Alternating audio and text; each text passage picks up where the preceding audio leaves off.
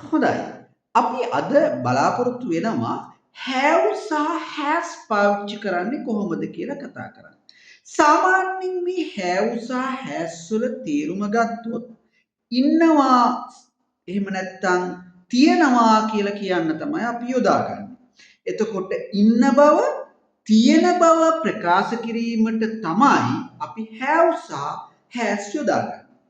එතකොට මෙතෙන්දී have අපි යොදාගන්නේ බහුවචන කර්තෘත් එක්ක has යොදා ගන්නවා ඒක වචන කර්තෘත් එක්ක.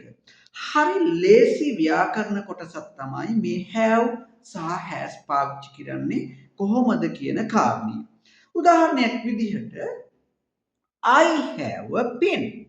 I have a pen කියලා කියන්නේ මට පෑනක් තියෙනවා කියලා කියන්නේ. I have a pen. මට තියෙනවා පෑනක්. I have a pen.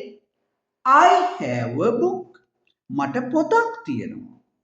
I have two friends. මට යාළුවෝ දෙන්නෙක් ඉන්නවා.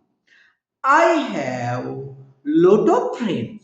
මට ගොඩාක් යාළුවෝ ඉන්නවා.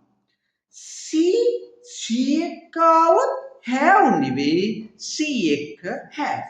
මෙන්න මෙතෙන්දී දුවේ පුතේ සමහර වෙලාවට අපි පාවිච්චි කරනකොට මේ අර have සහ has යොදා ගැනීමේදී සමහර ලාවට ළමයි පටලව ගන්නවා. ඉතින් ඒ නිසා මේ කෙටි යෙදුමක් මේක පාවිච්චි කරන විදිහ හරියටම ඉගෙන ගන්න ඕන. බොහොම සරල ව්‍යාකරණ කොටසක් තමයි මේ. හැබැයි මතක තියාගන්න ඕන කර්තෘ බහුවචන වෙනකොට have යොදා ගන්නවා. කර්තෘ ඒක වචන වෙනකොට has යොදා ගන්නවා. ඒ අනුව I have, we have, you have. She આવત she has, he has, it has.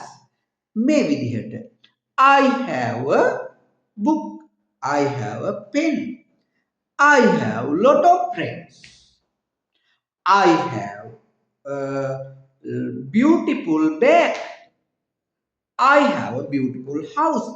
මෙන්න මේ විදිහට අපිට මේ යෙදුම බොහොම සරලව වාක්‍ය වලට යොදා ගන්න පුළුවන්. ඉතින් ඒ නිසා ඔබ මේ යෙදුම have සහ has පාවිච්චි කරන විදිහ මේ වගේ වාක්‍ය වලට දාලා ලියන්න උත්සාහ කරන්න, පාවිච්චි කරන්න. එතකොට මේ යෙදුම වරදින් නැතුව ඔබට පාවිච්චි කරන්න පුළුවන්.